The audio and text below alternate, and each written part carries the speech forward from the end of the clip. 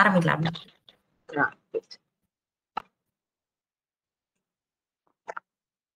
திருச்சிற்றம்பலம்.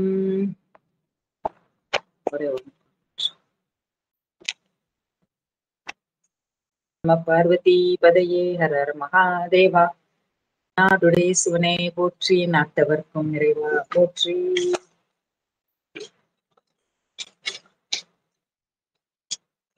சைவத்தின் மேற்சமயம் நேரில்லை, அதில் சார் சிவமாம். தெய்வத்தின் மேல் தெய்வம் இல்லனும், நான்மறை செம்பொருள் வாய்மை வைத்த சீர்திரு தேவாரமும் திருவாசகமும் உய்வை தரச் செய்த நால்வர் பொற்றால் எம் உயிர் துணையே. ஈராண்டில் சிவஞானம் பெற்று உயர்ந்த மெய்கண்டார் இணைத்தால் போற்றி, நாராண்ட பல்லடியார்க்கு அருள் புரிந்த அருள் நந்தி நற்றால் போற்றி, நீராண்ட கடந்தை நகர் மறைஞான சம்பந்தர் நிழல்தாள் போற்றி, சீராண்ட தில்லை நகர் உமாபதியார் செம்பதும திருத்தாள் போற்றி.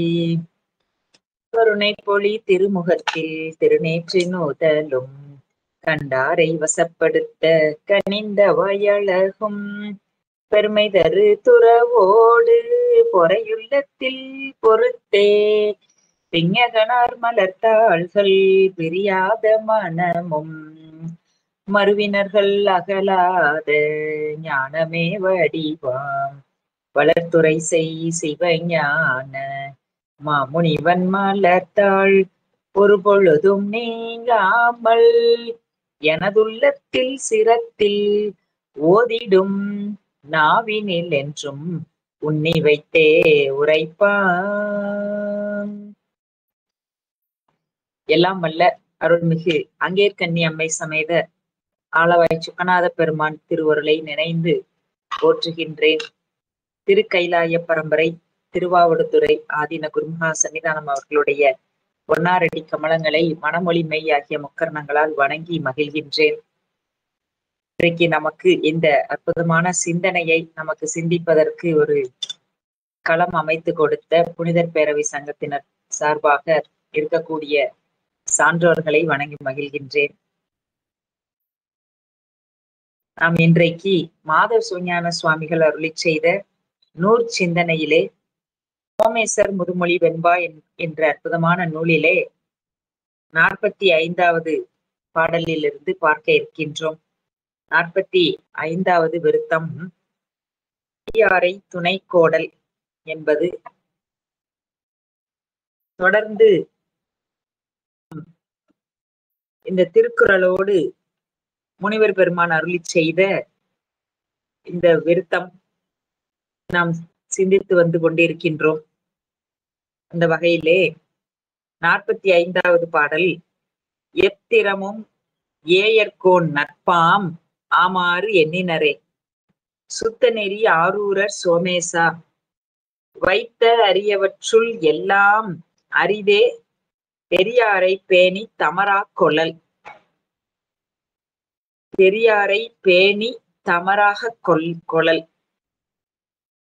இந்த பெரியோரை துணை கோடுதல் என்பது கற்று அறிந்த சான்றோர்களை, பெரியவர்களை, பேரறிவு உடையவர்களை தமக்கு துணையாக, அறிவிற்கு துணையாக வைத்துக் கொள்வது என்பது செல்வத்துள் பெரிய செல்வம். அது நாம் வைத்திருக்கக்கூடிய செல்வத்தை விட பெரிய செல்வம் எது அப்படின்னா, பெரியவர்களை துணைவராக நாம் வைத்திருப்பது, துணையாக பெரியோரை துணையாக வைத்திருப்பது.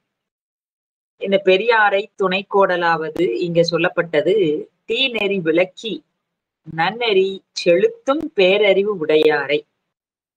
அந்த பெரியவர்கள் எப்படி இருக்க வேண்டும், யாரை நமக்கு குருவாக துணையாக வைத்திருக்க வேண்டும் என்று சொன்னால், அறிந்தவர்களாக நம்மை தீநெறி செல்வதற்கு செல்ல விடாதபடிக்கு அதிலிருந்து விலக்கி காப்பவராக, நன்னெறியில் செலுத்துபவராக இருக்கக்கூடிய பெரியோர்கள். இங்க சொல்லுகின்ற பொழுது அரியவற்றுள் எல்லாம் அரிதே, அரிதானது, அது கிடைத்தற்கு அரியது, பெறுதற்கரியது, பேணி காப்பதற்கு உரியது. அது கிடைத்தற்கரிய அந்த பெரியாரை பேணி தமராக கொள்ளல். தமர் என்ற சொல் நமக்கு ஞானசம்பந்த பெருமான் இளம்பயம் கோட்டூர் என்கின்ற பதிகத்திலே இந்த தமர் என்கின்ற வார்த்தையை பயன்படுத்துகின்றார். நம்முடைய சுந்தரமூர்த்தி சுவாமிகள் இந்த திருக்கயிலைக்கு வெள்ளை யானையில் செல்லுகின்ற பொழுது சுவாமி சொன்னார், நம் தமர் ஊரன் என்றான். தமர் தமர் அப்படின்னு நம்முடைய உறவுதான். உறவு, அந்த தமர் என்பது உறவு, துணை, எல்லாம் எதனாலும் வைத்துக் கொள்ளலாம், நட்பு என்று சொல்லலாம். தமர் என்று சொன்னால் உறவுன்னு பேர், பொருள். எனவே இங்க தமரா கொழல் அப்படின்னு அதை கொடுக்கிறார். இங்க இந்த கருத்தை சொல்லுகின்ற பொழுது அதற்கு எடுத்துக்காட்டாக ஏயர்கோன் கலிக்காமன் அவருடைய நட்பினை இங்க நமக்கு காட்டுகின்றார். ஏயர்கோன் கலிக்காமர் நமக்கு தெரியும். நம்முடைய சுந்தரமூர்த்தி சுவாமிகளினுடைய வரலாற்றை சொல்லுகின்ற பொழுது தடுத்தாட்கொண்ட புராணத்துல கொஞ்சம் வரலாறு சொல்லப்பட்டு இருக்கும். அந்த ஏயர்கோன் கலிக்காம நாயனார் உடைய புராணத்துல சுந்தரமூர்த்தி சுவாமிகள் வரலாறு சொல்லப்பட்டிருக்கும். நிறைவாக சேரமான் பெருமானுடைய வரலாறை சொல்லும் இடத்து அங்க சுந்தரமூர்த்தி சுவாமிகளுடைய வரலாற்றை சொல்லுவார் சேக்கிலார் சுவாமி. முதல், நடு, இறுதி என்று அமைத்து இந்த 3 இடங்கள்ல இவருடைய வரலாறு பிரிக்கப்பட்டு சொல்லப்பட்டிருக்கும் நம்முடைய பெரிய புராணத்துல. ஏயர்கோன் கலிக்காம நாயனாருடைய நட்பு, அது எப்பேற்பட்ட நட்பு அப்படிங்கிறத நம்ம இப்போ பார்க்கலாம். எத்திரமும் எண்ணினார் என்பது ஏயர்கோன் கலிக்காம நாயனார் சுந்தரர் வரவு எதிர் காண்பேனாகில் வருவது எண்ணாம்கோல் என்று செற்றத்துடன் இருத்தலை கேட்டு பிழையுடன் பட்டு தீர்வு வேண்டி சிவபெருமான்மால் விண்ணப்பம் செய்திருந்தமை இறைவர் கட்டளைப்படி கலிக்காமருக்கு சூழ நோய் தீர்க்க வரும் திறம் செப்பு விட்டமை. அதாவது நமக்கு சுந்தரமூர்த்தி சுவாமிகள் பறவை நாச்சியார் பொருட்டு எம்பெருமானை தூதாக அனுப்பியவர். இந்த செய்தியை கேட்டு இவர் சுந்தரமூர்த்தி சுவாமிகளை பார்க்க கூட கூடாது அப்படிங்கிற ஒரு கொள்கையில இருந்தார். அப்ப இவர்கள் இருவரையும் நட்பாக்க பெருமான் திருவுள்ளம் கொண்டார். எனவே அந்த ஏயர்கோன் கலிக்காமருக்கு சூளை நோய் வந்தது. சூளை நோய் வந்து இருக்கின்ற பொழுது அவரால் அந்த நோயை தாங்க முடியவில்லை. சுந்தரமூர்த்தி சுவாமிகள், சுந்தரர் வந்தாலன்றி இந்த நோய் தீராதுன்னு சுவாமி அசரீரியா சொல்றார் அவருடைய கனவுல. அவர் என்ன நினைக்கிறார், இவர் வந்து நமக்கு இந்த வயிற்று வலி தீரணும் அப்படின்னா அதை விட நாமோ அவருக்கு முன்பாக வயிற்றை கிழித்து கொண்டு இறந்துபட்டு போய்விடலாம்னு நினைக்கிறார். அப்படி அவர் வருவதற்கு முன்பு அந்த உடை வாளினால் வயிற்றோடும் சூளை நோயை கிழித்து வீழ்த்திருந்த கலிக்காமரை கண்ட சுந்தரர் சுந்தரமூர்த்தி சுவாமிகள்கிட்ட சுவாமிய அறிவுறுத்துகின்றார் ஏயர்கோன் கலிக்காமரை சென்று பார்ப்பதற்கு. அப்போ அவரும் இங்க வருகின்றார். அவர் வருவதற்கு முன்பாகவே இவர் இறந்து உடைவாளை பற்றிய பொழுது இறைவருளால் அந்த உடைவாளை கொண்டு வயிற்றை கிழிக்க நினைக்கின்றார். அப்பொழுது சுந்தரமூர்த்தி சுவாமிகள் இறைவர் அருளால் வந்து உடைவாளை பற்றிய பொழுது அவரும் உய்ந்து விரைந்தெழுந்து வாளினை பிடித்து கொண்டமை. இருவரும் எழுந்து தழுவி கொள்ளுகிறார்கள். இடைவிடா நண்பினில் மகிழ்ச்சி கொண்டு இருக்கின்றார்கள். ஏயர்கோன் கலிக்காம நாயனார் எத்திரமும் எண்ணுதல், நன்கு மதித்தல், உயரச் செய்தல், அவர் வரை நிற்றல் என்பன இவருடைய நட்பில் சொல்லப்படுகின்ற அந்த செய்தி. பெரியவர்களை அவர் மகிழ்வன அறிந்து செய்து தமக்கு சிறந்தவராக கொள்ளுதல் அரியன என்று வைத்து எண்ணப்பட்ட பேர்கள் எல்லாவற்றிலும் அருமையுடையதாகும்.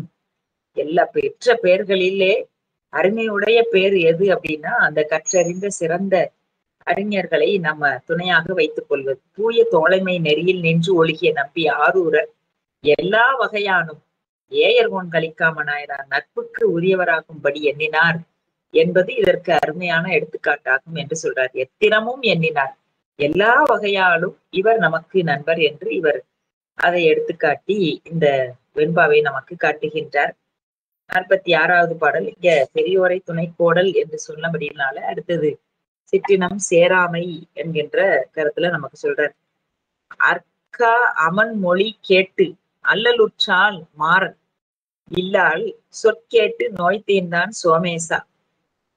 காக்கும் நல்லினத்து உங்கும் துணை இல்லை, தீயினத்தின் அல்லற் படுப்பதுவும் இல்லை. படுப்பதுவும் இல்லை. சிற்றினம் சேராமை என்பது அந்த சிறிய இனத்தை பொருந்தாமை. சிறிய இனம் என்று சொன்னால் அது நல்லதன் நலனும் தீயதன் தீமையும் இல்லென்போரும் விடரும் தூர்த்தரும் நடரும் உள்ளிட்ட குழு என்று இங்க பொருள் நமக்கு சொல்லியிருக்கிறார். இதுல நல்லிணக்கம் அல்லது அல்லற் படுத்தும் என்று கொன்றை வேந்தன் நமக்கு சொல்லுகிறார். நல் இணக்கம் அல்லது அல்லற்படுத்தும். நல்ல இணக்கம் நமக்கு இருத்தல் வேண்டும். அது இல்லை அப்படின்னா அது நமக்கு துன்பமே. அதை சொல்லுகின்ற பொழுது தீயாரை காண்பதும் தீதே, திருவற்ற தீயார் சொல் கேட்பதும் தீதே, தீயார் குணங்கள் உரைப்பதும் தீதே, அவரோடு இணங்கி இருப்பதும் தீது என்று அதை நம்ம சொல்லுகிறார்கள். நல்லினம் அறியாமையின் நீங்கி துயர் உறாமல் காத்தலின் அதனை துணை என்றும், நல் இணக்கத்தை துணை என்றும், தீயினம் அறிவினில் நீக்கி துயர் உறுத்தலின் அதனை பகை என்றும் கூறினார். ஆக எது துணை? அறிவுடைய பெரியோர்களை துணையாக வைத்திருப்பது நல் இணக்கம். அதுதான் நமக்கு துணை என்று சொன்னார். அப்படி நல் இணக்கம் இல்லாத எந்த ஒன்றும் நமக்கு பகையே என்று நமக்கு அதை காட்டுகின்றார் விளக்கி. இதுல பொழிப்புரைய சொல்லுகின்ற பொழுது, பெரியோர் தாம் நன்னெறியில் ஒழுகுதலை அன்றி தம்மை சேர்ந்தவர்களையும் தீநெறியினின்றி விளக்கி நன்னெறியில் செலுத்துவார்கள். ஆக மும்மலங்கள் அஞ்ஞானத்தை உணர்த்துதல், இலக்கு வாய்த்துளி ஏதுவான் மாத்திரையே. சிவபக்தர் அல்லாதார் அவ்வாறின்றி இலக்கு வாயாத வழியும் வாய்க்குமாறு செய்து கொண்டு பல வகை உபாயங்களானும் நம்மோடு ஒப்ப விபரீத உணர்வை செலுத்தியே விடுவார்கள். எனவே அம்மலங்களினும் கொடியவராகிய அவரை அவற்றினும் அஞ்சி விட்டு ஒளிதலாகிய அறிவுடைமைக்கு சால்பு என்று சிவஞான போதத்துல சிற்றுரையில சொல்லப்பட்டது. இந்த சிவஞான போதத்துல இந்த கருத்து நமக்கு சொல்லியிருக்கிறார்கள். அதாவது சிவபக்தர் அல்லாதாரோடு இணங்கேல், சிவபக்தரோடு இணங்குக, பக்தரோடு இணங்குக. அல்லாதவர்கள் அஞ்ஞானத்துக்கு ஏதுவாக அவர்கள் அந்த துணை அமையும். எனவே சிவபக்தரோடு இணங்குக என்று அந்த 12வது நூற்பாவுல நமக்கு காட்டுவார்கள். போல இந்த நாலடியார்லையும் நிலநலத்தால் நந்திய நெல்லே போல் தத்தம் குலநலத்தால் ஆகுவர் சான்றோர் களநலத்தை தீவழி சென்று சிதைத்தாங்கு சான்றாண்மை தீயினும் சேர கெடும் என்று நமக்கு அது அற்புதமாக நமக்கு சொல்லப்பட்டிருக்கின்றது. சோமேச பெருமானே, ஒருவனுக்கு தன்னை காக்கும் நல் இனத்தினும் சிறந்த துணை இல்லை. நல்ல அதான் சார்பு உணர்ந்து சார்பு கெடன்னு நமக்கு களிற்றுப்படியார்ல சொல்றார். சார்பு உணர்ந்து நற்சார்பு அது அமைய வேண்டும். அது பெருமானுடைய திருவருள். நல்லினத்தினும் சிறந்த அப்படிப்பட்ட நல் இணக்கம் அமையுமானால் அதை விட சிறந்த துணை நமக்கு துணை இல்லை. தீய இனத்தினும் கெடுதி படக்கும் பயக்கும் பகை இல்லை. அந்த இணக்கம் தீயதாக இருந்தால் சிவபக்தர் அல்லாதவர்களோடு சேர்ந்தோமே ஆனால் அது ஏதுவாக எதுக்கு அஞ்ஞானத்திற்கு ஏதுவாகும். தீமைக்கு காரணமாகி பகைக்கு காரணமாகி வினைக்கும் காரணமாக இருக்கும். இதற்கு ஒரு எடுத்துக்காட்டாக கூன்பாண்டியன் அறிவோடு தங்காத சமணர்களுடைய கருத்தை கேட்டு துன்பம் அடைந்தான். அது அவனுக்கு அது பகை. அந்த தீய இனத்தின் பால் சேர்ந்தமையினால ஏற்பட்ட அஞ்ஞானம் ஏற்பட்ட அவனுக்கு துன்பம் துயர். தம்முடைய மனைவியாராகிய மங்கையர்க்கரசியார் சொன்ன சொல்லை கேட்டு வெப்பு நோயின்றி நீங்கினான். ஆக சமணர்களோடு சேர்ந்து துயரும் பட்டான். நல்லிணக்கமாக மனைவியாரனுடைய சொல்லை கேட்டு ஞானசம்பந்த பெருமானுடைய துணை கொண்டு அவரை குருவாக கொண்டு நன்னெறி பெற்று அந்த நோய் நின்று நீங்கினான் என்று இந்த செய்தியை நமக்கு சொல்லி இந்த குறளை நமக்கு விளக்கி காட்டுகின்றார். 47வது பாடல். தெரிந்து செயல் வகை. சாணகியை இச்சித்து தன் உயிரும் போக்கினனே தூநீர் இலங்கையர்கோன் சோமேசா ஆனதனால் ஆக்கம் கருதி முதல் இழக்கும் செய்வினை ஊக்கார் அறிவுடையார்.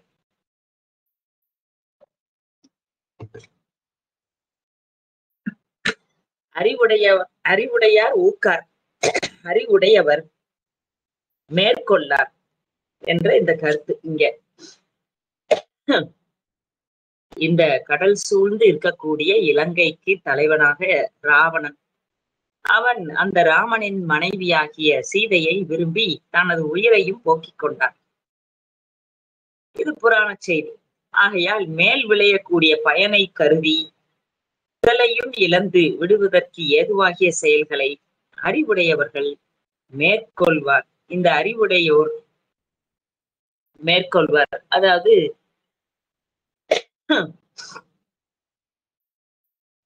மேல் விளையக்கூடிய பயனை கருதி முதலையும் இழந்து விடுவதற்கு ஏதுவாகிய செயல்களை அறிவுடையோர் மேற்கொள்வார். பிறன் மனைவியை இங்க இந்த ராவணன் விரும்பிய ராவணன் அவன் அழிந்து போன வரலாற்றை மீண்டும் மீண்டும் எடுத்து காட்டுதல் சிந்திக்கத்தக்கது. அதனாலதான் நமக்கு ராவணனுடைய அந்த அழிந்து போன வரலாறு, ஞானசம்பந்த பெருமான் அவனுடைய செருக்கு, அவன் இறைவனையவே எதிர்த்து நின்ற செருக்கு, ஆணவத்தினால் அவன் அழிந்துபட்ட தன்மையினை, இறைவன் ஆணவத்தை அழிக்கக்கூடியவன், ஆணவத்தினால் வரக்கூடிய துன்பத்தை அவன் மூலமாக காட்ட வேண்டும் என்று சொல்லி 8வது பாடல் தோறும் காட்டினார். இந்த புராண செய்திகள் அவன் அழிந்து போன வரலாற்றை மீண்டும் மீண்டும் எடுத்துக்காட்டி நம்மை சிந்திக்க வைக்கின்றது. சொன்னால் ஒருவன் எத்தனை சிறப்பான பண்புகளை கொண்டிருந்தாலும் பிறர் மனை விளைவானாகில் அவன் இழிந்தவனாவான் என்று பொருள்படும்பாறு, எத்துணையராயினும் என்னாம் திணைத்துணையும் தேரான் பிறனில் புகழ், பிறன் இல் புகழ்.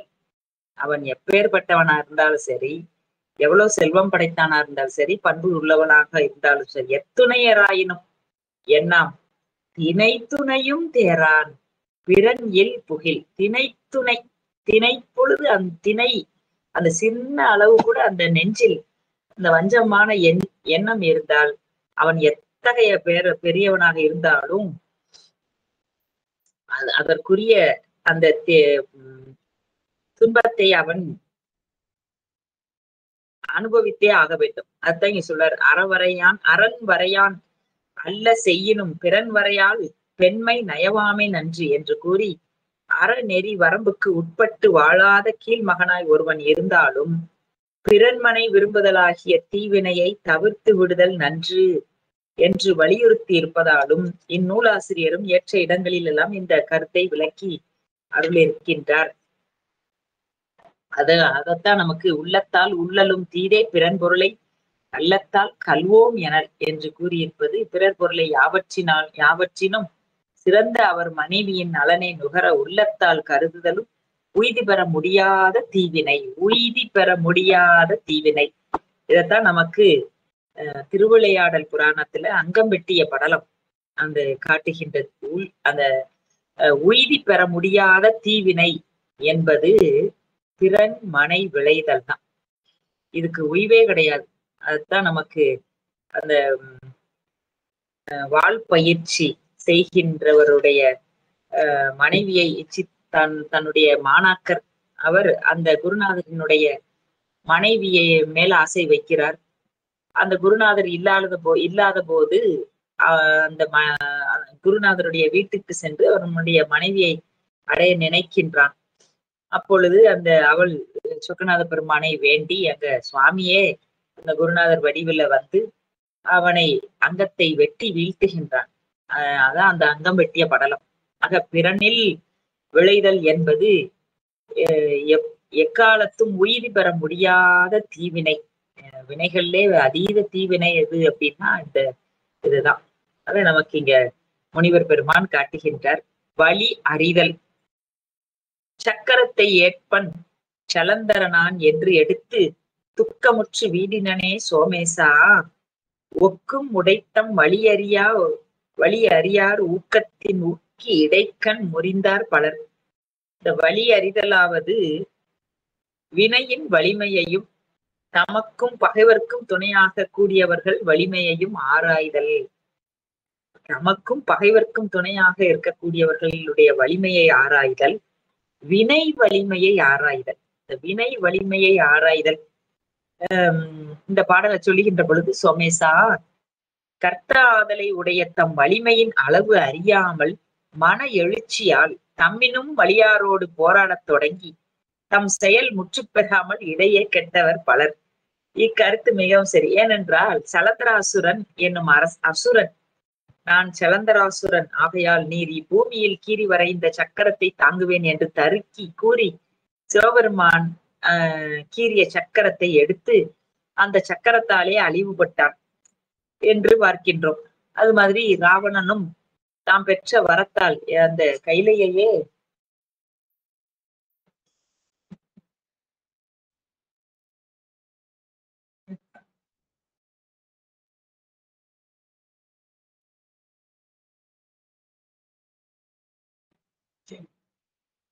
பர்சில அதற்கு இல்ல.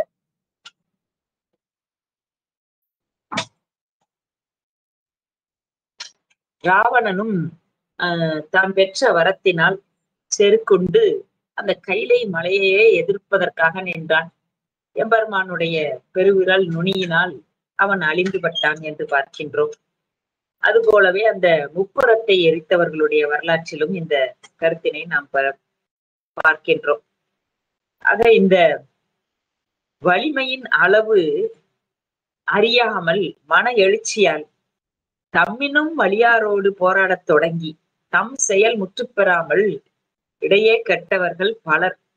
அத வலிமை, தம்முடைய வலிமையின் அளவு தெரிந்து கொண்டு யாரோடு போர் செய்ய போகின்றோம் என்பதனை அறிந்து தம்முடைய தமக்கு எதிரே இருக்கக்கூடியவர்களினுடைய மன வலிமையையும் அறிந்து செயல்பட வேண்டும். அப்படி இல்லை என்றால் அது துன்பத்திற்கு ஆளாகும் என்பதனை வலி அறிதல் என்கின்ற இந்த கருத்திலே நமக்கு இந்த பாடலை வைக்கின்றார். ஆக வலி அறிதலாவது வினையின் வலியையும், அப்படி தெரியாமல் இந்த இது போல முப்புறம் எரித்தவர்கள், அந்த மூன்று புறம் கோட்டைகளை இருந்து கொண்ட அசுரர்கள், ராவணன், சலந்தராசுரன், இவர்கள் எல்லாம் அந்த வினையின் வலிமையை அறியாது, தீவினையை வரப்போகின்ற தீவினையை அறியாது போரிட்டவர்கள். எனவே துன்பப்பட்டார்கள். அதான் நமக்கு இங்க சொல்றார். காலம் அறிதல் 49வது. வீமனை வைமுன் மனையை வேட்டானை கண்டுமொரு தூ மொழியேனும் புகழான் சோமேசா ஆமென்றே ஊக்கமுடையான் ஒடுக்கம் பொருதகர் தாக்கற்கு பேரும் தகைத்து. இந்த காலம் அறிதல் என்பது வலியான் மிகுதி உடையானை பகைமேற் சேரலுற்ற அரசன் அச்செலவிற்கு ஏற்ற காலத்தினை அறிதல். வினை செய்தற்கு காலம் அறிதல் என்பர் மனக்குடவன். அவருடைய உரையில அதை அவர் சொல்லியிருக்கிறார். இது மிகுந்த வலிமை பொருந்தியவன் காலத்தை எதிர்நோக்கி காத்திருக்கும் இருப்பானது எதை போன்றது எனில் போர் செய்கின்ற ஆட்டுக்கிடாய் தன் பகை கெடுமாறு பாய்தற் பொருட்டு பின்னே கால் வாங்கும் தன்மை போன்றது. இதற்கு எடுத்துக்காட்டு, அதாவது போர் செய்ய போகின்ற ஆட்டுக்கடா தன் பகை கெடுமாறு பாய்வதற்காக அது பின்னாடி போகும், கால் வாங்கும் தன்மை. இது எதற்கு சொல்றாரு? வீமன் விராடராசனது அரசவைக்கு எதிரில் தனது மனைவியாகிய திரௌபதியை இச்சித்து கீசகனை நேரே கண்டும் அவனை தாக்காமல் காலம் வாய்க்கும் என்று பொறுத்திருந்து வன் சொல் ஏதும் உரைக்காமலும் வாளாயிருந்தார். அதுதான் இங்க நமக்கு இதை சொல்றார். இதுல சொல்லுகின்ற பொழுது இதை வீமன் அவை முன் மனையை வேட்டானை கண்டும் ஒரு தூமொழியேனும் புகழான் சோமேசா ஆம் என்றே ஊக்கமுடையான் ஒடுக்கம் பொறு தகர்னா ஆத்துக்கடை தாக்கருக்கு பேரும் தகைத்து.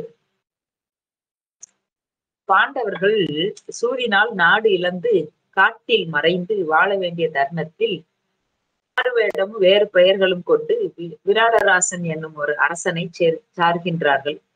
ஒவ்வொருவரும் ஒவ்வொரு தொழிலை மேற்கொள்கிறார்கள்.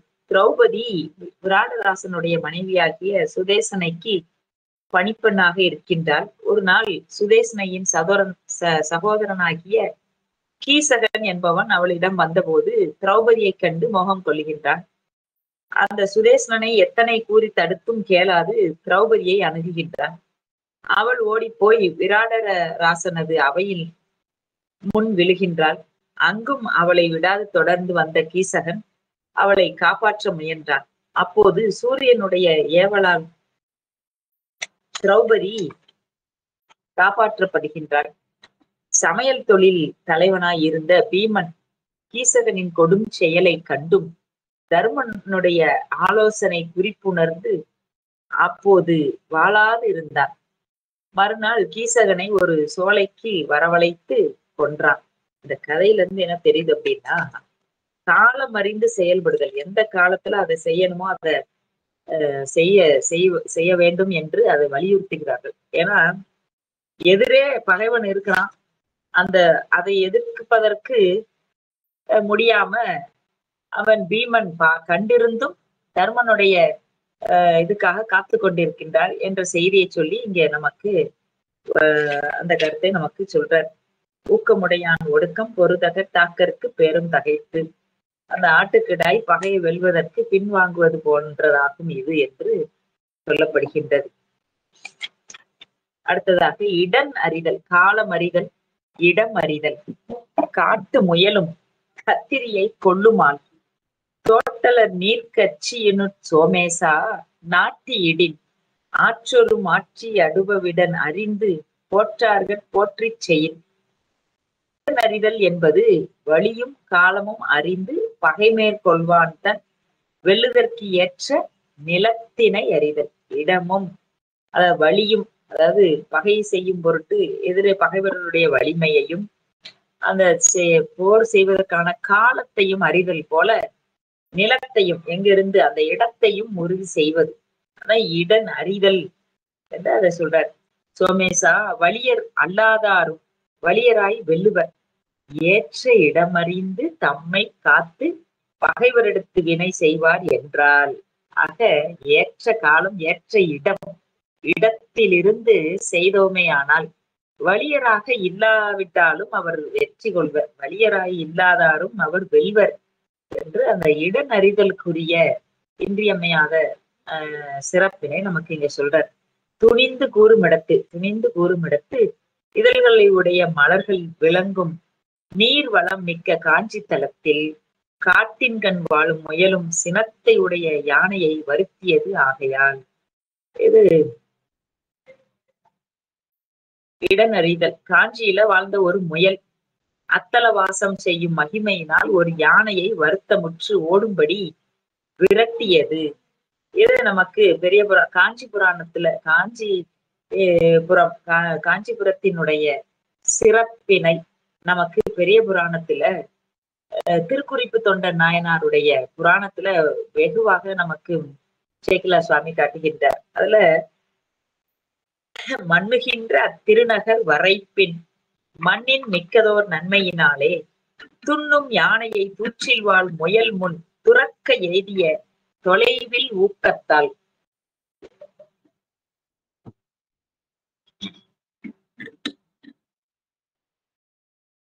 அப்பேற்பட்ட சிறப்பு உடையது இந்த காஞ்சி மாநகரம் என்று காட்டுவதற்காக இந்த பாடல் எங்க வைக்கிறார். இந்த முயலும் யானையை வென்றதாம். காஞ்சிபுரம் என்ற நிலத்தில் இருந்ததனால, வாசம் செய்ததனால், காஞ்சியில் வாழ்ந்த ஒரு முயல் அத்தல வாசம் செய்யும் மகிமையினால், காஞ்சிபுரத்துல இருக்கக்கூடிய அந்த தலத்தில் இருக்கக்கூடிய மகிமையினால, பெருமையினால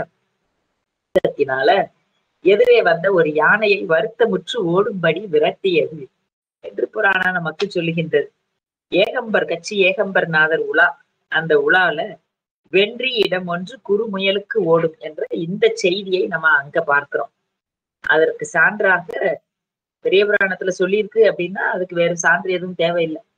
அது ஏகம்பர் உலாவிலையும் அந்த செய்தி சொல்லப்பட்டிருக்கின்றது என்று சொன்னால் அதை நாம துணிந்து சொல்வதற்கு உரியது.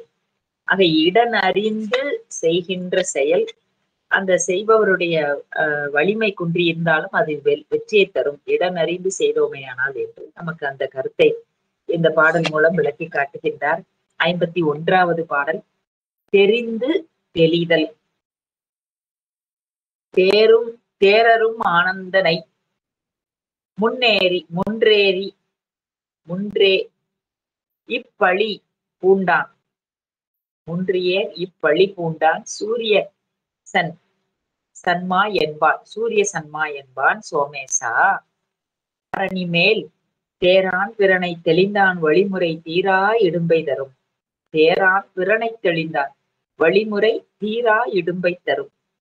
இந்த தெரிந்து தெளிதல் என்பது அமைச்சர் முதலானவரை பிறப்பு, குணம், அறிவு என்பனவற்றையும் செயலையும் காட்சி, கருத்து, ஆகமம் என்னும் அளவைகளான் ஆராய்ந்து தெளிதல். காட்சி, கருத்து, ஆகமம் அதான் காண்டல், கருதல், உரை என்ற ஆகம பிரமாணம், அளவைகள் பிரமாணம் என்று நம்ம சித்தாந்தத்துல நம்ம அதை பார்க்கிறோம். சைவ சித்தாந்தத்திற்கு உரிய அளவைகள் இந்த பதிபசு பாசத்தை எப்படி நாம் நுட்ப பொருளாக இருக்கக்கூடிய இந்த 3 பொருளையும் எப்படி உணர வேண்டும் என்றால் இந்த அளவைகள் மூலமாக காண்டல், கருதல், உரை என்றும் அளவைகள். இந்த காண்டல் என்பது காட்சி, அது நமக்கு அளவையில நிறைய சொல்லப்படுகின்றது. கருதல் என்பது கருத்து, ஆகமம் அது உரை. சோமேசா தன்னோடு இயல்பு உடையான் அல்லாதானை பிறப்பு, செயல் முதலியவற்றால் ஆராயாது தெளிந்த ஒருவனுக்கு தெளிவு தனக்கே மட்டுமின்றி தன் தலைமுறைக்கும் துன்பத்தை கொடுக்கும். அதாவது இயல்பு உடையான் அல்லாதானை பிறப்பு, செயல் முதலியவற்றால் ஆராயாது தெளிந்த ஒருவனுக்கு அது துன்பத்தை தான் கொடுக்கும். இவ்வுலகத்தில் பிறப்பு, செயல் முதலியவற்றால் ஆராய்வதற்கு அரிய ஆனந்தன் என்பவனை சூரிய சன்மா என்பவன் தெளிந்து பழி அடைந்தான் என்கின்ற ஒரு கதை. அது என்ன கதை அப்படின்னா, கௌசிக நாட்டுல விக்கிரம நகரத்தில் 2 அந்தணர்கள் ஒருவருக்கு ஒருவர் பகைமை பூண்டு வந்தார்கள். அவர்கள் ஆனந்தன், சூரிய சன்மா என்று சொல்லக்கூடிய 2 பேர். அவர்களுள் ஆனந்தன் என்பவன் சூரிய சன்மாவை எதிர்த்து வெல்லுதல் அரிது என்று உணர்ச்சி சூழ்ச்சியால் வெல்ல கருதுகின்றான். அவனை நேரடியாக வெல்ல முடியாது, எனவே சூழ்ச்சியால் அவனை வென்றுவிட வேண்டும் என்று நினைக்கின்றான். ஒரு நாள் சூரிய சன்மாவை அடைந்து, ஐயா, அறிவின்மையால் இதுகாரும் உம்மை பகைத்து வந்தேன், பொறுத்தருகள் என்று வீழ்ந்து வணங்குகின்றான். ஆன சூரிய சன்மாவோ அவனிடம் இருந்த பகைமை அனைத்தையும் அப்பொழுதே விட்டொழித்து அவனோடு அன்பு பாராட்டி அளவலாவி மகிழ்கின்றான். இருவரும் நெருக்கமாக பழகி வருகின்றார்கள். பல நாட்கள் கழித்து ஆனந்தன் தன் தீய எண்ணத்தை நிறைவேற்றிக் கொள்ளும் பொருட்டு சூரிய சன்மாவை அடைந்து, ஐயா, தமது வீதியில் புலி ஒன்று இரவில் வருகின்றது, நான் அது வரும் சமயம் பார்த்து உம்மை அழைக்கிறேன், நீவிர் உடனே வெளியே வந்து அதனை அம்பை எய்தி கொண்டு விடுகின்றான்.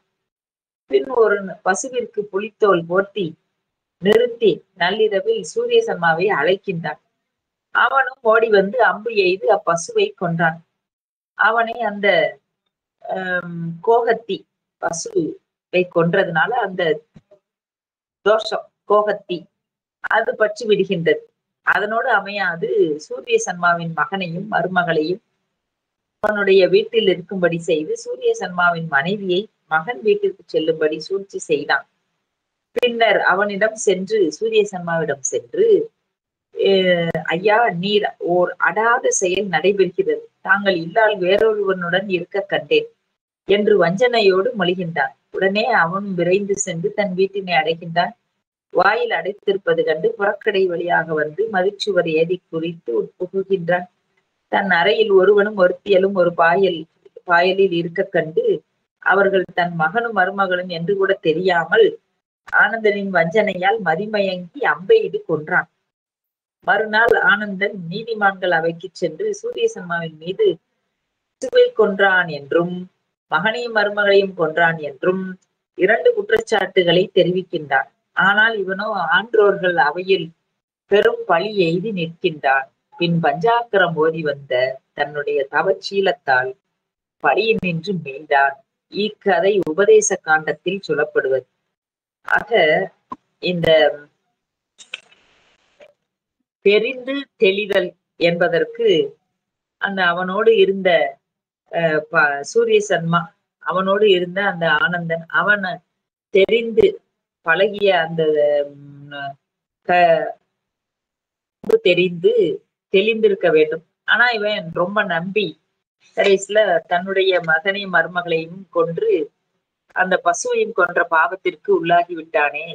இது போன்றுதான் தெரியாவிட்டால் துயர் எல்லாவற்றிற்கும் காரணமாக அந்த அறியாமை செய்யும் நம்முடைய அறிவு இருக்கும்.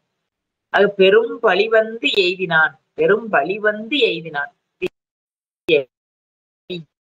கொன்ற மகன் மருமகளை கொன்ற பழியும் நீங்கணும் அப்படின்னா அது ரொம்ப கடினம். எனவே அந்த பஞ்சாக்கரம் ஓதி வந்த தம் தமச்சீலத்தால் பழி நின்று ஓரளவு மீண்டு விழுகின்றான் என்று பார்க்கின்றோம். சரி, 52வது தெரிந்து வினை ஆடல். தெரிந்து தெளிதல், இது தெரிந்து வினையாடல். தேசிகனா கொண்ட சுரர் இறைத்து தீங்கழைத்தான் தூசார் துவட்டாச்சை சோமேசா. பேசில் என்ன வகையார் தேறிய கண்ணும் வினை வகையான் வேறாகும் மாந்தர் பலர். என்ன வகையாற்று ஏறிய கண்ணும் வினை வகையான் வேறாகும் மாந்தர் பலர். தெரிந்து வினை ஆடுதலாவது தெளியப்பட்டாரை அவர் செய்ய வல்ல வினைகளை அறிந்து அவற்றின்கண்ணே ஆளும் திறம். தெரிந்து வினை ஆடலாவது, தெரிந்து வினையாடல் என்ற தலைப்ப சொல்லப்பட்ட பாடல். தெளியப்பட்டாரை தெளிந்து இருக்கக்கூடிய பெரியவர்களை அவர் செய்ய வல்ல வினைகளை அறிந்து அவற்றின்கண்ணே ஆளும் திறம். அவர்களுக்கு செய்ய வேண்டியதை இருந்து செய்து அமையானால் அதுதான் ஆளும் திறம்னு சொல்றார். எடுத்துக்காட்டோடு காட்டுகின்ற பொழுது, சோமேச பெருமானை சொல்லுமிடத்து எல்லா வகையாலும் ஆராய்ந்து தெளிந்து வினையை ஒப்படைத்தாலும் அந்த வினையின் இயல்பாலே வேறுபடும் மாந்தர் பலர் உள்ளனர். இதற்கு எடுத்துக்காட்டு குற்றம் நிறைந்த துவட்டா என்னும் அசுரன் மகனாகிய உருவன் என்பவன் தன்னை குருவாக கொண்ட இந்திரனுக்கு தீங்கழித்தான் என்பது சொல்லப்படுகின்றது. ஒரு சமயம் இந்திரன் அரியணையில் வீற்றிருக்கின்றான். அங்கே அரம்பையரின் ஆடலிலும் பாடலிலும் மிகவும் கவனம் போக்கிக் கொண்டு இருந்து தன்னுடைய குருவாகிய பிரகஸ்பதியை வரவையும் கண்டுகொள்ளாமல் அலட்சியம் செய்கின்றான். இந்திரன் இருக்கிறான் அந்த வானலோகத்துல, அங்க அரவையர்கள் ஆடிக்கொண்டிருக்கின்றார்கள். அவன் அங்கு மகிழ்ந்து கொண்டிருக்கின்றான். எதிரே இந்திரன் வருகின்றான் அந்த அரண்மனைக்கு. இந்திரனுடைய குலகுருவாகிய பிரகஸ்பதி அவனை வந்தும் படிக்கு இருக்கின்றார். உடனே அந்த இடத்தை பின்புதான் இந்திரன் தன் குருவை பல இடங்களில் தேடியும் காணாமல் வருந்துகின்றான். குருவை இகழ்ந்தமையினால் நான்முகனிடம் சென்று முறையிடுகின்றான். நான்மகன் இந்திரனுக்கு கேடு விளைவிக்க இதுவே சமயம் என்று கருதி, இந்திரனுக்கு கேடு விளைவிக்கணும்னு நான்மகனுக்கு ரொம்ப நாளா நினைவு. எனவே இந்த சமயம் பார்த்து நான்முகனிடம் சென்று முறையிட்டான். நான்முகன் இந்திரனுக்கு கேடு விளைவிக்க இதுவே சமயம் என்று கருதி, உன் குரு கிடைக்கும் வரை துவட்டாவின் மகனாகிய உருவனை குருவாக கொள்க, அவனை அசுரன் என்று கருதி தயங்க வேண்டாம் என்று அறிவுறுத்துகின்றான். இந்திரனும் அந்த உருவனை குருவாக கொள்ள அவனோ அக்கமும் தேவர்களுக்கு வீழ்ச்சியும் நேர கருதி யாகம் செய்கின்றான். திருவிளையாடல் புராணத்துல வருது. இது எதுக்கு சொல்லப்படுகின்றது? தெரிந்து விளையாடல்.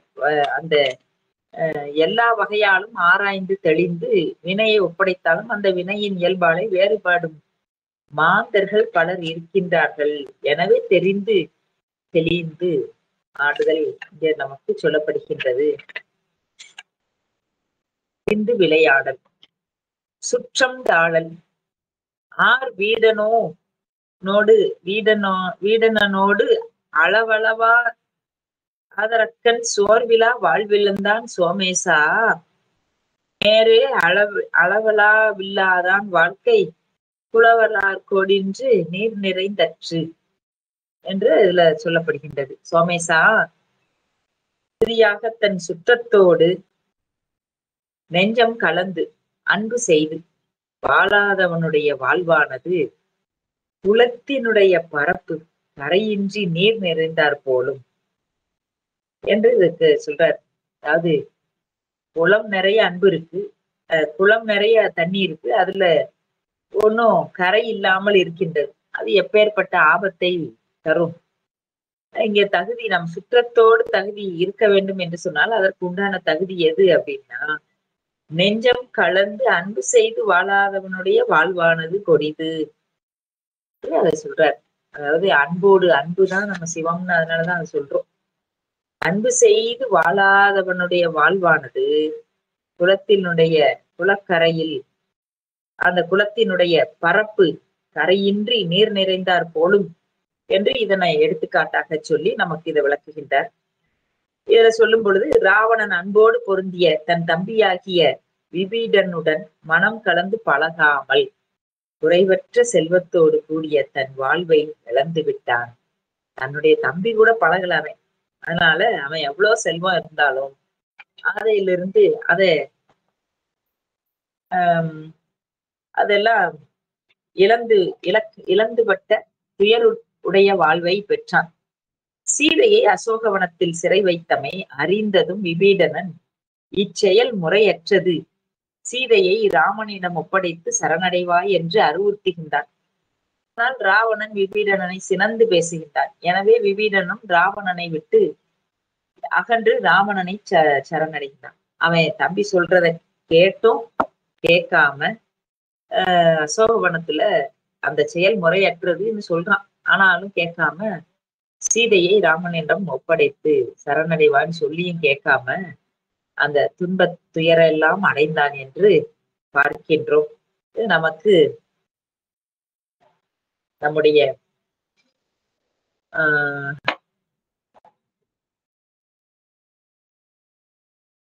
திருவாவடுதுறை ஆதீனம் 4வது குருமகா சன்னிதனமாக இருக்கக்கூடிய ருத்ரக்குடி தேசிய ஆச்சாரியர் சுவாமிகள்ல அவர்களுடைய வரலாறு, அவர்களுடைய வாழ்வில நடந்த ஒரு நிகழ்வு. 2 அண்ணன் தம்பி இருக்கிறாங்க. அண்ணனுடைய அரசாணைப்படி அவன் ரொம்ப கொடுமையா அரசாட்சி புரியலாம். தம்பி அதை அந்த அண்ணன் பொறாது அந்த ஊரை விட்டே போயிடுறான். போய் அந்த குளக்கரையில அமர்ந்திருக்கிறான். அப்பொழுது திருவாவடுதுறையை சார்ந்த அந்த புலியிருக்கு வேலூருக்கு குளக்கரையில அமர்ந்திருக்கிறான். அந்த சமயம் திருவாவடுதுறை தம்பிரான்கள் அங்க வந்து குளத்துல குளித்து விட்டு பூசை செய்கின்றார்கள். அப்பொழுது இவன் ரொம்ப சோகமா இருக்கிறத பார்த்து என்னப்பா என்னன்னு கேட்டு ரொம்ப சாப்பிட்டே 3 நாள் 4 நாள் ஆயிடுச்சுன்னு அவன் சொன்ன உடனே அந்த சாமி நிவேதனத்துக்கு வைத்திருக்கக்கூடிய பழங்களை எல்லாம் கொடுத்து அவனை சாப்பிட வைத்து அதுக்கு பிறகு பூசை பண்ணி நிவேதனம் பண்ணி மடத்துக்கு திரும்புறார். அப்படி திரும்புகின்ற பொழுது அந்த அண்ணனாக இருக்கக்கூடியவனும் திரும்பி கூடவே போறான்.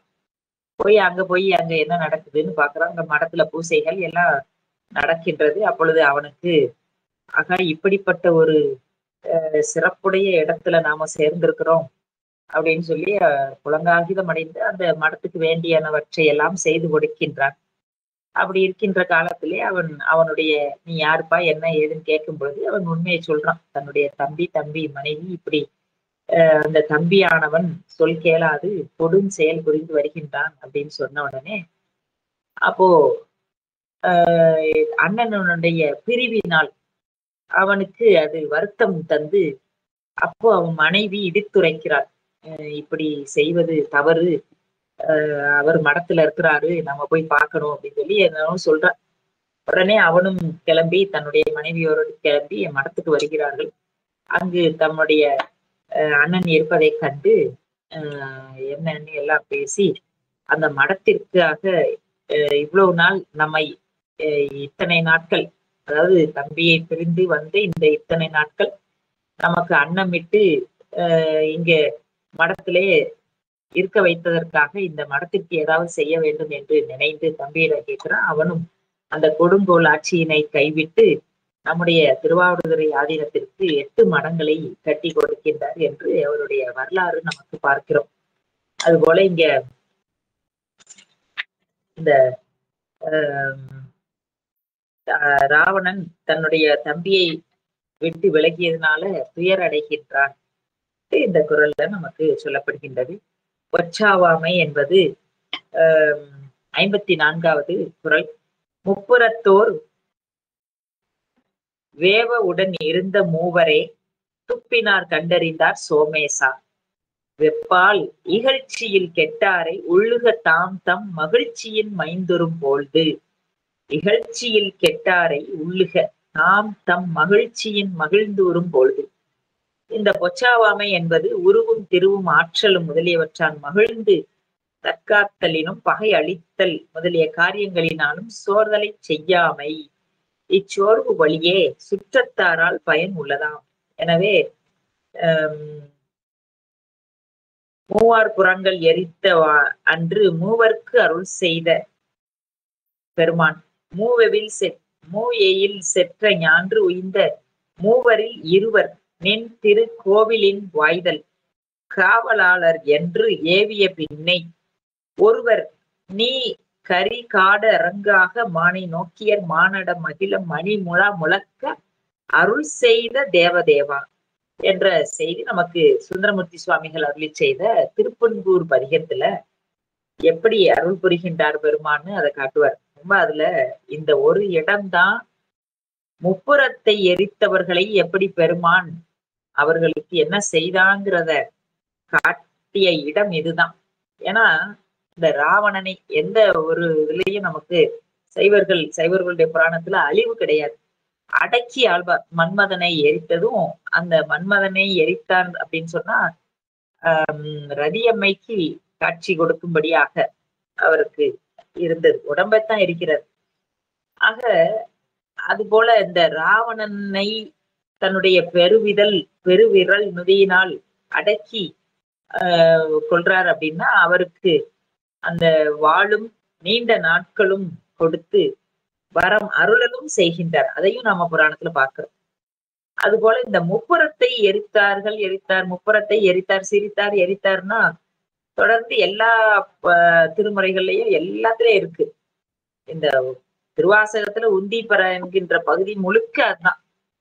அப்படிப்பட்ட அந்த முப்புறத்தை எரித்தார்னு சொல்றாங்களே சுவாமி, அப்ப அவர்கள் என்ன ஆனாங்க அப்படின்னா, அவர்கள் இருவரை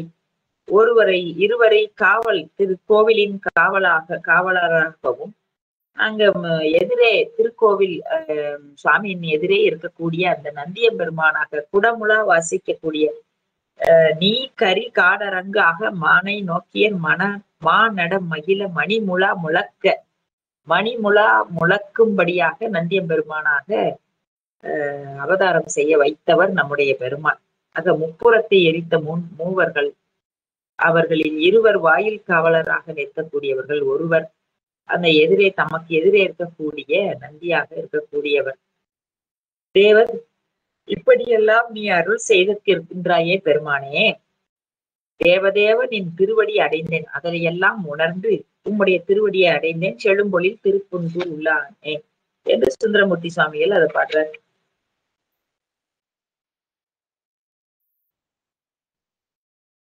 மலை அரசன் பார்வதி தேவியாரை சிவபெருமானுக்கு மனம் செய்து கொடுத்த ஞான்று வாச நல்லுத்தகம் உய்த்தான் மருகன் என்று அவனை உண்ணி என்று அந்த கந்தபுராணத்துல சொல்றார். மருகன் என்றவன் தக்கன், உண்ணியதால் அவன் தவறுபடான் என்ற சொல்றது. தார்காக்ஷன், கமலாக்ஷன், விதுன்மாலி, இது அந்த முப்புறத்தை எரித்த 3 பேர்கள் சொன்னோம் இல்லையா. அது அந்த அசுரர்கள் மூவரும் பொன் வெள்ளி இரும்பு ஆகிய இவற்றால் ஆகிய 3 அரண்களை அமைத்துக் கொண்டு தேவர்களை பலவாறு துன்புறுத்தி வந்தார்கள். அந்த அசுரர்கள் சிவபக்தியில் தோய்ந்தவராய் இருத்தல் கண்ட திருமால் புத்தனாய் தோன்றி பௌத்த நூல் போதித்து அவர்களது சிவபக்தி குன்றி அதன் மூலம் அவர்கள் வலிமை கெடுமாறு செய்தார். இது அந்த முப்புறத்தை எரித்த ஒரு முப்புறம் அப்படின்னா அந்த 3 அசுரர்கள், தாருகாக்ஷன், கமலாக்ஷன், விதுன்மாலி என்ற அந்த 3 அசுரர்கள். அவர்கள் சிறந்த சிவபக்தர்கள், பூஜை செய்யக்கூடியவர்கள், சிவபக்தர்கள். அதனாலதான் அவர்களை யாராலும் வெல்ல முடியவில்லை. எனவே அவர்கள் அந்த வெள்ளி பொன் இரும்பு என்று கோட்டை அமைத்துக் கொண்டு அங்கும் இங்குமாக பறந்து கொண்டு அங்க இருக்கக்கூடிய தேவர்களை எல்லாம் இந்த சிரமத்திற்கு உள்ளாக்கி துன்புறுத்தி வந்தார்கள். அப்பொழுது திருமால் பார்த்தார். எல்லோரும் திருமால் எடுத்து காத்தல் தெளிலை செய்கின்ற திருமால் எடுத்து ஓடினார்கள். அவனுடைய அந்த திருமால் புத்தனாய் தோன்றி பௌத்த நூல் போதித்து அவர்களது சிவபக்தி குன்றும் அதன் மூலம் அவர்கள் வலிமையை கெடுமாறு செய்கின்றார். யாருடைய வலிமையை? இந்த முப்புறத்தை எரித்தவர்களுடைய அந்த முப்புற கொண்டு வந்தவர்களை, அசுரர்களை, அவர்களுடைய வலிமை கெடுமாறு செய்கின்றார். அதன் பின்பு கைலை சென்று திருமாலும் பிற தேவர்களும் சிவபெருமானை விண்ணப்பித்து அவர்களை அழிக்க திருவுள்ளம் கொண்டு வேண்டுகின்றார்கள். சிவபெருமான் அதற்கு வேண்டிய வேலைகளை செய்யும்படி தேவர்களை ஏவுகின்றார். தேவர்கள் பூமியை தேராகவும் சூரிய சந்திரர்களை உருளையாகவும் மேருவை வில்லாகவும் வாசுகியை நானாகவும் திருமாலை அம்பாகவும் அக்கினியை அம்பின் நுனியாகவும் செய்து கருவிகள் படைத்தனர். பெருமானும் அவை கொண்டு திரிபுரம் சென்று நகைத்த அளவில் புறங்கள் மூன்றும் வெந்து நீராயின. நகைத்த அளவில் புறங்கள் மூன்றும் வெந்து நீராயின. எனவே இந்த புத்தன் போதனையால் மயங்காமல் சிவபூஜை விடாது ஏற்றி வந்த கதன்மன், சுசிலன், சுபுத்தி இந்த மூவரும் பிழைத்து வாழ்ந்தார்கள். மூவரும் தம் வலிமையுறு கருதி மயங்கி வீழாமல் சிவபூஜை ஏற்றி வந்ததே இத்தகைய பேரழிவின் இடையிலும் இவர்கள் தப்பியதற்கு காரணம் என்ற வகையிலே இது நமக்கு காஞ்சி புராணத்துல சொல்லப்பட்ட இந்த செய்தி. ஆக மூவர்களையும் காத்தவன் நம்முடைய பெருமான். முப்புறத்தை எரித்தாலும் அவர்களுக்கு செஞ்சார். 55 செங்கோன்மை.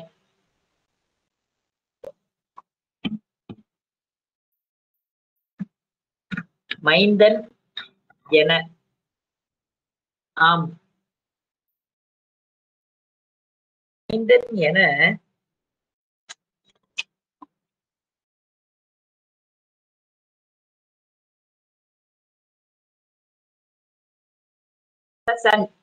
மனுஷன் தனை வெறுத்தான்.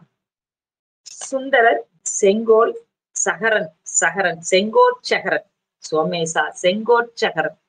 இதற்குரிய கதை பார்ப்போம். செங்கோற்சகரன் சோமேசா முந்தும் குடிபுறம் காத்து ஓம்பி குற்றம் கடிதல். குடிபுறம் காத்து ஓம்பி குற்றம் கடிதல் வடிவு அன்று வேந்தன் தொழில். இந்த செங்கோன்மை என்பது அரசனால் செய்யப்படுகின்ற முறைமை. முறைமை அப்படின்னா அந்த செங்கோல் காட்டும். அவன் முறைமையாக செய்யக்கூடியதை அந்த செங்கோல் மூலமாகத்தான் அவன் செய்வான். எனவே அந்த மன்னனுக்கு அந்த பீடமும் செங்கோலும் முடியும் இந்த மூன்றும் இன்றியமையாது. அதனாலதான் இந்த மூன்றையும் அப்படியே இறைவனுக்கு வைத்து காட்டி இந்த மூன்று முடியும் வெண்கொற்ற கொடையும் சிங்காசனமும் அந்த செங்கோலும் என்று அதுல காட்டுவாங்க. அது அவனுக்கு பேரறிவாகவும் பேர் ஆனந்தமாகவும் பெரும் கருணையாகவும் பேர் ஆற்றலாகவும் விளங்குவது. இதை குறிப்பிடுவதற்கு தான் இந்த மன்னனுடைய இந்த பராக்கிரமம் நமக்கு சொல்லப்படுகின்றது.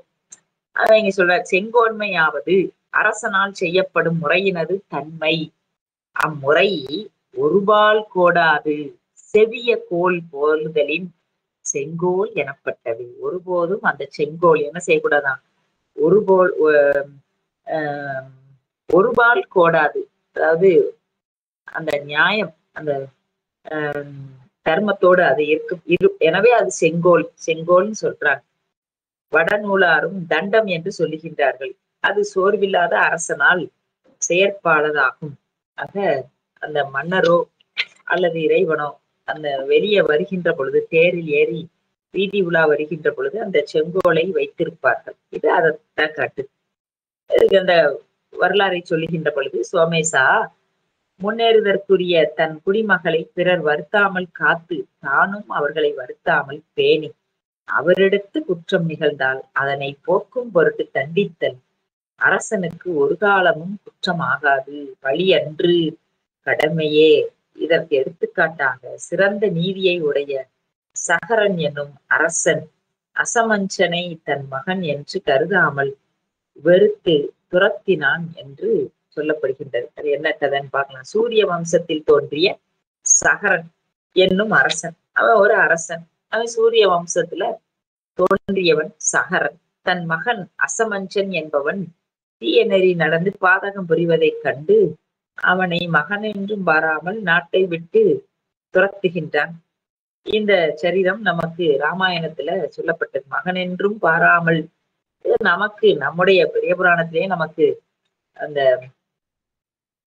மனுநீதி சோழனுடைய வாழ்க்கை வரலாறு நமக்கு சொல்லப்படுகின்றது. அவருடைய வாழ்விலே நம்ம இந்த செங்கோன்மையை நாம் பார்க்கின்றோம். ஏன் மனுநீதி சோழன் தன்னுடைய அந்த மன்னரிடத்து வந்து நீதி கேட்ட பசுவினுடைய கண்ணீரை நீக்கும் பொருட்டு தானே தன் மகனை தேர் ஏறி கொன்றான்.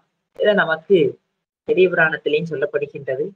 போற்றி பகருடை என்கின்ற அற்புதமான உமாபதி சிவாச்சாரியார் நூல்லையும் இந்த கருத்தை நமக்கு சொல்லுகிறார்கள்.